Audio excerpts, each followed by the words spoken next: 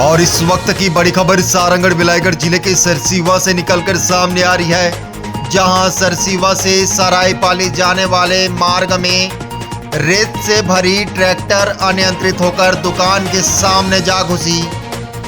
शक्ति जिले के करही से महासमुंद जिले के डोंगरी पाली में किया जा रहा था रेत का परिवहन। इस चौक में लोगों का आए दिन लगा रहता है आना जाना। इस मुख्य मार्ग में दर्जनों ट्रैक्टरों से रोजाना होता है अवैध रेत का परिवहन। रोजाना ट्रैक्टरों से अवैध रेत परिवहन से ग्रामीण है खासा नाराज। मामला सरसीवा थाना क्षेत्र का है।